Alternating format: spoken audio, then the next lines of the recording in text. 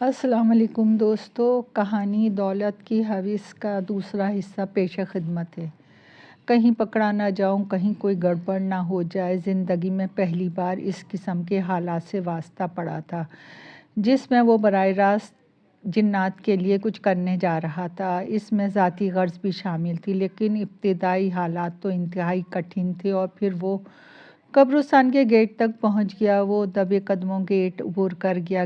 قبرستان میں موت کی سی خاموشی طاری تھی اور اس کو اس ماحول سے وحشت ہونے لگی۔ پل بھر کے لیے اس کے جی میں آیا کہ وہ واپس بھاگ نکلے، لیکن پھر یہ سوچ کے رک گیا کہ وہ اب زنال سے وعدہ کر چکا ہے۔ اگر اس نے زنال کا یہ کام نہ کیا تو کہیں وہ اس کے لیے مشکل پیدا نہ کر دے۔ اور پھر اسے زنال سے خزانے کا وعدہ بھی تو یاد تھا۔ انہی باتوں کو سوچتا ہوا اپنا حوصلہ بڑھا رہا تھا۔ اس نے چاروں طرف جائزہ لیا۔ اندھیرے میں اسے وہ تازہ قبر کہیں نظر نہیں آ رہی تھی۔ وہ آگے بڑھا اور کئی قبروں کو پھلانگ گیا۔ یہ قبرستان کچھ زیادہ بڑا تھا۔ اچانک پرہیبت ماحول میں ایک آواز ابھری، مائیکل، سیدھے راستے پہ چلو، وہ قبرستان ہے۔ یہ زنال کی آواز تھی۔ مائیکل، جو پل بھر کے لیے خوفزدہ ہو گیا تھا، زنال کی آواز سن کے مطمئن ہو گیا۔ اور یہ آواز اسی ریڈیو میں سے ابھری تھی جو اس کے تھیلے میں پڑا تھا۔ گویا زنال اس وقت یہاں کے تمام ماحول سے باخبر تھا۔ مائیکل سیدھا راستے پہ چل پڑا۔ اس طرف کافی پرانی شکستہ قبریں تھیں۔ ان کے بیچ میں وہ تازہ قبر بھی نظر آ گئی جو آج ہی بنی تھی۔ وہ قبر پھلانگ کر اس پر قبر تک پہنچ گیا۔ یہی نوجوان کی قبر ہے۔ شاباش، جلدی کرو، وقت گزر رہا ہے۔ ایک بار پھر زنال کی مدھم آواز ابھری۔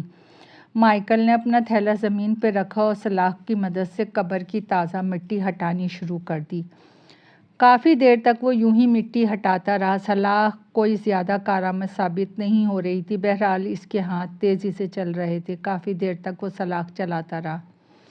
اس کے بعد وہ چبھنے لگی، اس لیے اس نے سلاخ کو ایک طرف رکھا اور پھر ہاتھوں سے قبر کی مٹی ہٹانے لگا۔ وقفے وقفے سے ریڈیو سے زنال کی آواز ابھر رہی تھی۔ مائیکل برق رفتاری سے ہاتھ چلا رہا تھا اور دونوں ہاتھوں میں مٹی بھر کے باہر پھینک رہا تھا۔ اس کے بازو شل ہو رہے تھے کہ اچانک اس کے ہاتھ کسی سخت چیز سے ٹکرائے۔ وہ چونک اٹھا۔ یقیناً وہ تابوت تھا۔ اس کی دھڑکنیں تیز ہو گئیں۔ زنال کی آواز اچانک ابھری، دیر مت کرو مائیکل، وقت کم ہے، جلدی سے لاش باہر نکالو اور آگ جلاؤ۔ یہ سن کے مائیکل کو جیسے ہوش آ گیا۔ اس نے فوراً باقی مٹی بھی باہر نکال دی۔ اب تابوت صاف نظر آنے لگا۔ اس نے تابوت کا ڈھکن اٹھایا اور اندر ایک نوجوان لڑکی کی لاش پڑی تھی۔ اس قدر خوفناک ماحول میں وہ لاش دیکھ کے ایک لمحے کے لیے اس کے اوزان خطا ہونے لگے، لیکن پھر اس نے خود پہ قابو پایا اور اس لاش کو گھسیٹ کے تابوت سے باہر نکال کے ایک طرف رگانے لگا۔ پھر خود بھی اس کے پاس بیٹھ کے بری طرح ہانپنے لگا۔ اس کے ماتھے پہ پسینے کے قطرے چمک رہے تھے۔ مسلسل مٹی ہٹانے کے باعث اس کا بدن بری طرح تھک چکا تھا۔ کیا کر رہے ہو مائیکل، ہمت کرو، فوراً آگ جلاؤ، اگر کوئی آ گیا تو مصیبت ہو جائے گی۔ ایک بار پھر زنال کی بے چین آواز ابھری۔ مائیکل نے تھیلا ایک طرف سے کھسکایا اور ریڈیو نکال کر اس لاش کے پاس رکھا اور پھر اپنی قمیص کے چتھڑے نکال کے اس کو ریڈیو کے پاس رکھ دیا۔ ماچس وہ ساتھ ہی لایا تھا، اس لیے آگ جلانے میں کوئی مشکل نہ ہوئی۔ آگ کی حرارت ملتے ہی ریڈیو کا رنگ سرخ مائل ہونے لگا۔ پھر اس نے لاش کو دھوئیں میں تبدیل ہوتے دیکھا۔ وہ دھواں آہستہ آہستہ ریڈیو میں داخل ہونے لگا۔ کچھ دیر بعد وہ لاش غائب ہو چکی تھی اور ریڈیو کی رنگت بھی پہلے جیسی ہو گئی تھی۔ وہ گھبراتا ہوا وہ منظر دیکھتا رہا۔ کیا دیکھ رہے ہو مائیکل، لاش ہم تک پہنچ چکی ہے، فوراً یہاں سے بھاگ نکلو۔ خزانے کا راستہ تمہیں بعد میں بتا دیا جائے گا، جلدی کرو، مٹی ڈال کے قبر برابر کر دو۔ ریڈیو سے زنال کی آواز خارج ہوئی۔ اس کام سے فراغت کے بعد وہ تیز تیز قدموں سے وہاں سے نکلتا چلا گیا۔ دور دور تک ویرانی اور خاموشی چھائی ہوئی تھی۔ کسی کو بھی اس واقعے کی خبر نہ ہو سکی۔ وہ دل میں بہت خوش تھا کہ پہلا مرحلہ بخیر و خوبی طے ہو گیا۔ وہ اپنے کمرے تک کیسے پہنچا اسے پتہ نہ چل سکا۔ جب اس کی آنکھ کھلی، روشن دان سے آنے والی روشنی سے اسے اندازہ ہو گیا کہ دن کافی چڑھ چکا ہے۔ آج وہ پہلی بار اس قدر گہری نیند سو رہا تھا، اسے رات کے واقعات یاد آنے لگے۔ کس قدر خطرہ مول لے کے اس نے قبرستان سے وہ لاش نکالی تھی اور اس کے بعد وہ بھاگتا ہوا گھر واپس پہنچا تھا۔ اسے اب زنال کی آواز کا انتظار تھا جو اسے خزانے کا راستہ بتانے والا تھا۔ اس نے ریڈیو اٹھا کے اس کا بٹن چیک کیا، وہ آن تھا لیکن کسی قسم کی آواز نہیں ابھر رہی تھی۔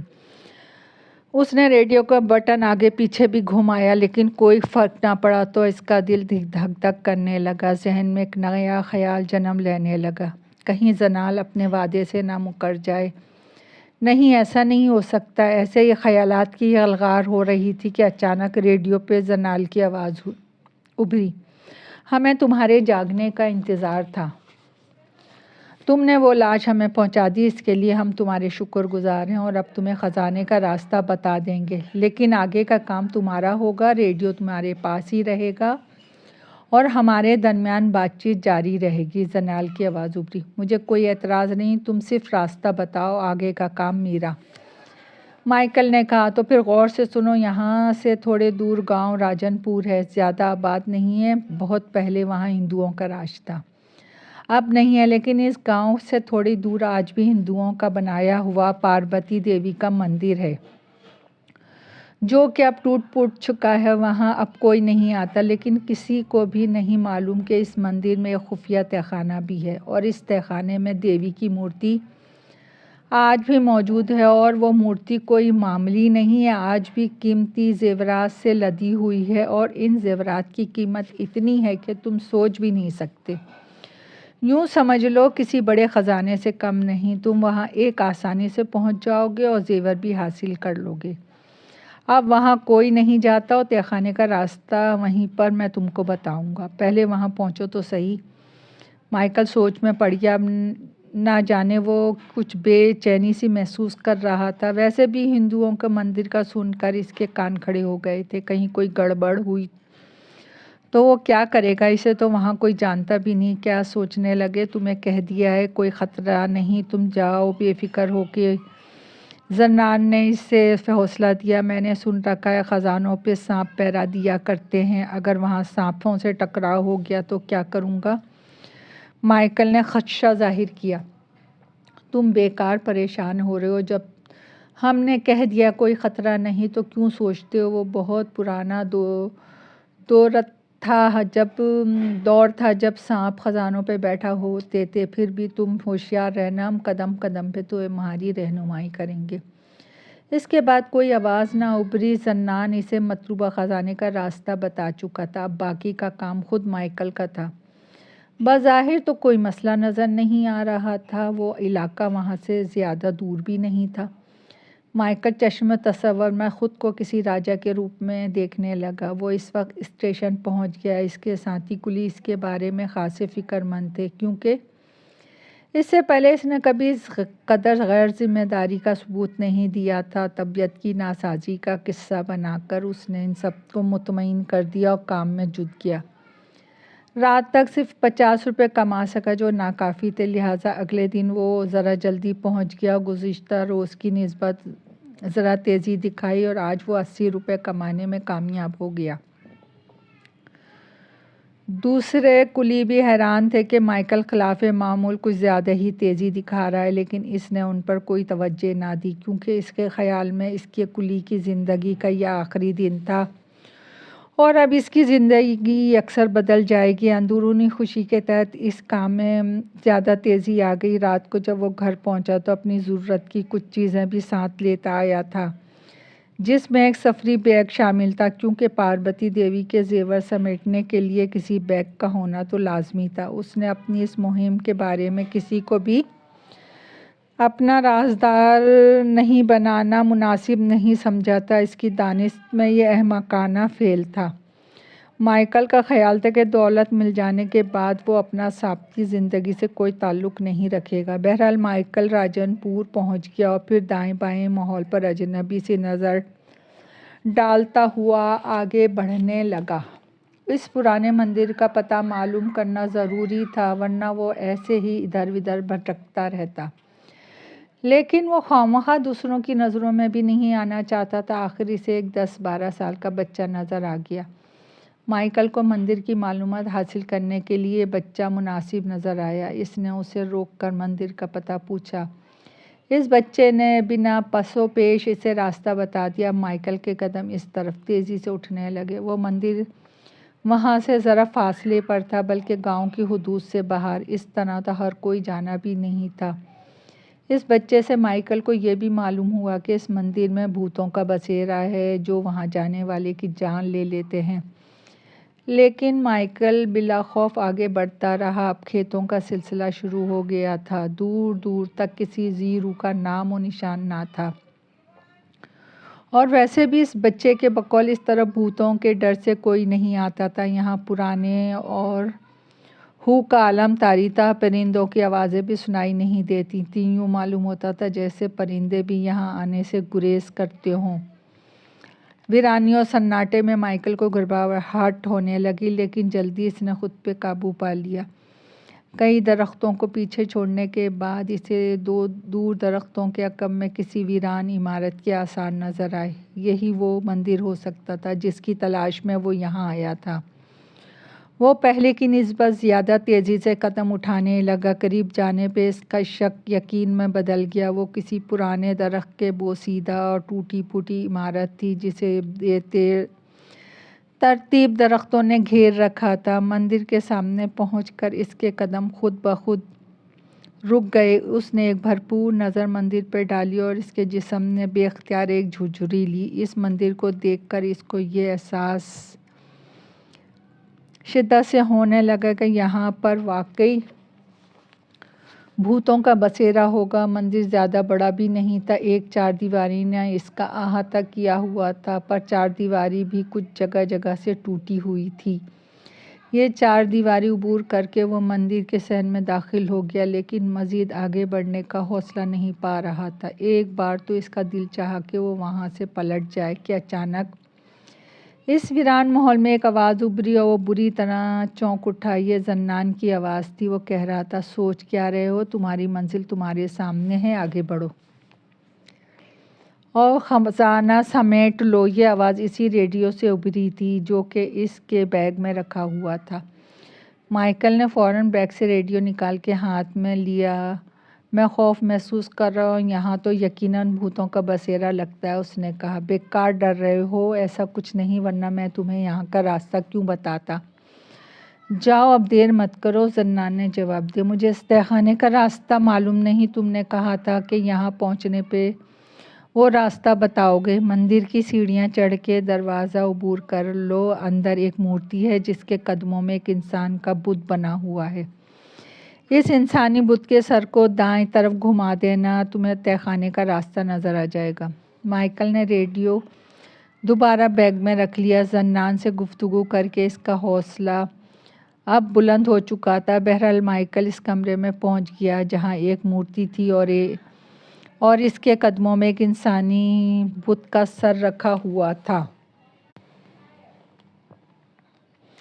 مائیکل اب مزید دیر نہیں کرنا چاہتا تھا۔ اس نے فوراً ہاتھ بڑھا کے اس بت کا سر دائیں طرف گھمایا، لیکن وہ ٹس سے مس نہ ہوا۔ اس نے دوبارہ پہلے سے زیادہ زور لگایا، لیکن اب بھی کوئی تبدیلی پیدا نہ ہوئی۔ مدتوں یوں ہی پڑے رہنے سے شاید وہ جام ہو گیا۔ تب مائیکل نے دونوں ہاتھوں کی مدد سے پوری قوت صرف کر دی اور 2 منٹ کی مسلسل زور آزمائی کے بعد وہ سر دائیں طرف سراسا سرکا۔ یہ دیکھ کر مائیکل کا حوصلہ بڑھ گیا اور اس نے مزید پوری قوت صرف کر دی۔ وہ سر آہستہ آہستہ گھومتے ہوئے پوری طرف دائیں طرف کو سرک گیا تو وہاں ایک گڑگڑاہٹ کی آواز گونجی۔ یہ مائیکل کے عقب میں ابھری تھی۔ اس نے مڑ کے دیکھا، کمرے کے وسط میں فرش کا 3 فٹ چوڑا حصہ غائب ہو چکا تھا اور وہاں سے ہر رنگ کی روشنی منعکس ہو رہی تھی۔ وہ اٹھ کھڑا ہوا اور قریب جا کے نیچے جھانک کر دیکھا تو نیچے زینہ تھا۔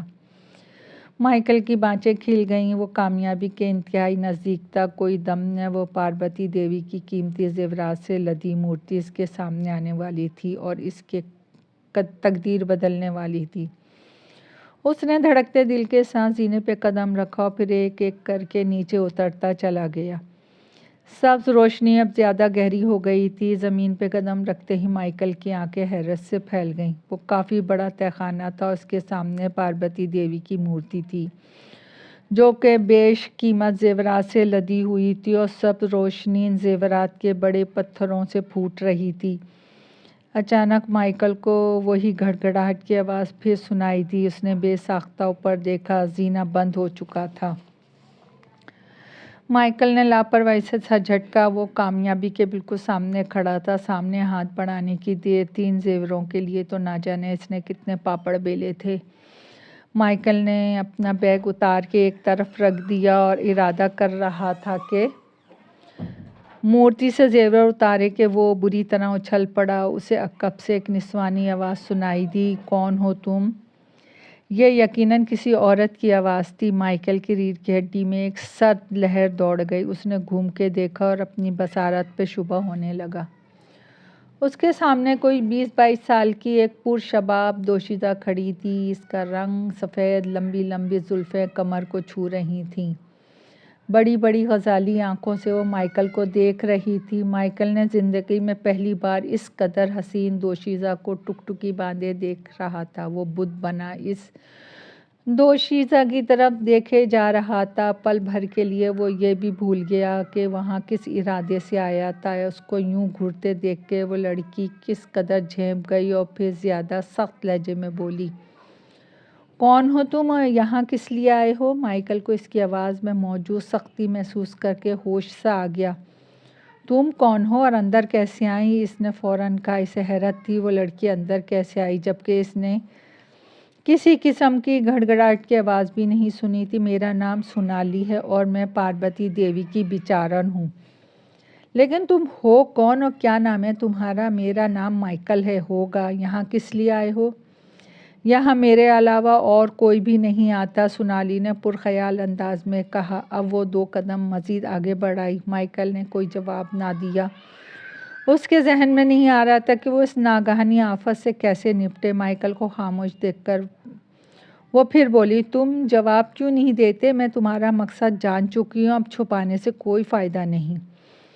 میں یہ زیور لینے ہی آیا تھا۔ آخر مائیکل نے اپنے دل کی بات اگل دی۔ نہیں، ان زیور کے بارے میں کس نے بتایا؟ اس مندر میں پاروتی دیوی کی مورتی ہے، یہ بات میرے علاوہ تو اور کوئی نہیں جانتا اور نہ ہی اس طرف کوئی آتا ہے۔ سب جانتے ہیں کہ یہ جگہ آصف زدہ ہے۔ سونالی بغور اس کی طرف دیکھے جا رہی تھی۔ مجھے کسی نے بتایا کہ یہاں پاروتی دیوی کی مورتی پر زیور موجود ہیں، اس لیے چلا آیا۔ مجھے کیسے معلوم ہوا؟ کس نے بتایا؟ یہ ضروری نہیں کہ تمہیں بتاؤں۔ مائیکل نے کس قدر غصے کا مظاہرہ کیا۔ مت بتاؤ، لیکن یہ تو جانتے ہی ہو یہ کتنا بڑا پاپ ہے۔ میں غربت اور مفلسی سے تنگ آ چکا ہوں۔ ذلت بھری زندگی کو اب مزید نہیں گھسیٹ سکتا۔ خوشیاں بھری زندگی چاہتا ہوں، اپنا گھر بسانا چاہتا ہوں۔ تم نہیں جانتی کہ میں نے یہاں تک پہنچنے کے لیے کتنے پاپڑ بیلے ہیں۔ تم میرے راستے میں رکاوٹ مت ڈالو۔ سونالی خاموش رہی۔ پھر وہ اس کے قریب آ گئی اور کس قدر نرم آواز میں بولی، آؤ بیٹھ کے باتیں کرتے ہیں۔ اس کی آواز کی مٹھاس مائیکل کے کانوں میں رس گھول گئی۔ سونالی اس کا ہاتھ پکڑ کے ایک کونے میں لے گئی جہاں فرش پہ گھاس پھوس پڑی تھی۔ سونالی نے اسے اشارہ کیا۔ وہ کسی معمول کی طرح بیٹھ گیا۔ پھر سونالی خود بھی اس کے پہلو میں بیٹھ گئی۔ اس کے بدن کی حرارت مائیکل واضح طور پہ محسوس کر رہا تھا اور اسے اس حرارت سے ایک انجانا سا سرور مل رہا تھا۔ زندگی میں پہلی بار کسی خوبصورت لڑکی کے قریب بیٹھنے کا موقع ملا تھا، اس لیے وہ اندر ہی اندر خوش تھا اور اپنا اصل مقصد کو بھلا کر سونالی میں الجھ گیا تھا۔ یہ کیفیت اس وقت تھم گئی جب سونالی نے اپنے عنابی ہونٹ کھولے۔ وہ کہہ رہی تھی، تمہاری دولت کی ضرورت ہے اور خوشیاں بھری زندگی کی تمنا ہے۔ مائیکل نے سر ہلا کر رہ گیا۔ کیوں نہ ہو، بلکہ ہونی بھی چاہیے۔ کیا کمی ہے تم میں؟ جوان ہو، خوبصورت ہو، جوشیلے ہو، زندگی کی لذتوں پہ تمہارا بھی حق ہے۔ سونالی کے منہ سے اپنے لیے یہ الفاظ سن کے مائیکل کو اپنی قوت سماعت پہ بھی شبہ ہونے لگا۔ زندگی میں پہلی بار کوئی لڑکی اس کی تعریف کر رہی تھی، وہ بھی اس قدر جلدی۔ ابھی تو انہیں ملے زیادہ دیر بھی نہیں گزری تھی۔ اس پر شاید قسمت مہربان تھی اور مائیکل کو آج پہلی بار اپنی خوبیوں کا اندازہ ہو رہا تھا، ورنہ اس سے قبل وقت کے بے رحم تھپیڑوں نے یہ سب سوچنے کی اسے مہلت کب دی تھی۔ یہ تم کیا کہہ رہی ہو سونالی؟ مائیکل صرف اتنا ہی کہہ پایا۔ کیا تم نہیں یقین نہیں آیا؟ میں بالکل ٹھیک کہہ رہی ہوں، تم مجھے بہت اچھے لگے ہو۔ آج تک مجھے کسی مرد نے متاثر نہیں کیا۔ تم پہلی مرد ہو جسے دیکھ کے میں بے حد مسرور ہو رہی ہوں اور خود تم سے بات کر رہی ہوں۔ مجھے تمہارے ہی جیسے کسی ساتھی کی تلاش تھی۔ سونالی رغاوٹ سے بولی۔ تم بھی مجھے بہت اچھی لگی ہو سونالی، لیکن میں یہاں اس لیے نہیں آیا۔ مائیکل کس قدر سنبھل گیا۔ مجھے معلوم ہے تم ان زیوروں کے لیے آئے ہو جو دیوی پہ لدے ہیں، لیکن میں دیوی کی بھکت ہوں، بیچارن ہوں، اس لیے میرے ہوتے ہوئے تم زیور ہرگز نہیں لے جا سکتے، سونالی نے کہا۔ میں زیور کے بغیر اپنا مقصد کبھی نہیں پورا پا سکوں گا۔ تو کیا ہوا؟ میں جو ہوں تمہارے ساتھ۔ کیوں فکر کرتے ہو؟ تم اپنا مقصد پا لو گے۔ یہ تم کہہ رہی ہو سونالی؟ میں بالکل بھی سمجھ نہیں پا رہا، کھل کر بتاؤ، مائیکل نے الجھن آمیز لہجے میں کہا۔ اس قدر اڑاڑی بھی نہیں لگتے جو تم میری باتیں سمجھ نہ سکو۔ کیا کبھی کسی لڑکی سے واسطہ نہیں پڑا؟ سونالی نے مسکرا کے کہا، یوں ہی سمجھ لو زندگی نے کبھی موقع نہیں دیا۔ بہت رنجیدہ لگتے ہو، اب بھول جاؤ سارے دکھ درد، میں ہوں تمہارے ساتھ۔ کیا کرو گی تم اور کیا کروں گا میں؟ میرے پاس سوائے میرے ماضی کے اور کچھ بھی نہیں، اور تم بضد ہو کہ میں یہ زیور نہیں لے جا سکتا۔ تمہیں کس چیز کی کمی نہیں ہونے دوں گی۔ آخر سونالی نے دل کی بات کہہ ڈالی۔ یہ کیا کہہ رہی ہو تم؟ مائیکل بوکھلا گیا۔ اسے سونالی سے اس قدر جلد بازی کی امید نہیں تھی۔ میں نے تو سب صاف صاف کہہ دیا ہے، تمہیں اپنانا چاہتی ہوں، تمہارے دکھ درد بانٹنا چاہتی ہوں۔ میں سب کچھ تمہارے بارے میں جان چکی ہوں کہ تم ہی وہ مرد ہو مجھے جو جیون بھر کا پریم دے سکتے ہو۔ میں تمہیں خالی نہیں رکھوں گی، تمہیں جیون کا ہر سکھ دوں گی۔ پیار بھری باتوں سے دل تو بھر سکتا ہے، پیٹ نہیں۔ میں اپنی روٹی نہ جانے کیسے کماتا ہوں، تمہارے لیے بھلا کیا کر پاؤں گا۔ تمہیں جو چاہیے وہ لا کے دوں گی، جس قدر دولت چاہو گے ملے گی، زندگی کا ہر سکھ، اپنا گھر، اچھے کپڑے، سب کچھ۔ لیکن تم یہ سب کہاں سے لاؤ گی؟ کیا تم کوئی رئیس زادی ہو؟ مائیکل نے حیرت سے کہا۔ ایسے ہی جان لو، دیوی کے زیور تو کچھ بھی نہیں، اس سے کئی گنا زیادہ دولت لا کے میں تمہارے قدموں میں ڈال سکتی ہوں۔ مائیکل جواب نہ دے پایا، وہ خاموشی سے اس کا چہرہ تکنے لگا۔ مائیکل کے دماغ میں باتیں نہیں اتر رہی تھیں، اس کی آنکھوں میں نظر آنے والی الجھن سونالی نے محسوس کر لی اور بولی، کیا تمہیں یقین نہیں ہو رہا؟ کوئی بات نہیں، میں تمہیں ثبوت دے سکتی ہوں۔ یہ کہہ کے سونالی اٹھ کھڑی ہوئی۔ اس کا رخ دوسرے کونے کی طرف تھا۔ مائیکل کی نظریں اس کے تعاقب میں تھیں۔ اس کے کونے میں بھی گھاس پھوس کے ڈھیر تھے۔ وہاں بیٹھ کے سونالی نہ جانے کیا تلاش کرتی رہی۔ کچھ دیر بعد وہ واپس آئی تو اس کے ہاتھ میں ایک پوٹلی تھی۔ آتے ہی اس نے وہ پوٹلی مائیکل کی طرف اچھال دی۔ یہ لو، اسے کھول کر دیکھ لو، تمہیں تمہارے سوالوں کا جواب مل جائے گا، اس نے معنی خیز مسکراہٹ سے کہا۔ دوستو، کہانی ابھی جاری ہے۔ پسند آئے تو لائک اور سبسکرائب کیجیے گا۔ آپ کی دعاؤں کی طلبگار۔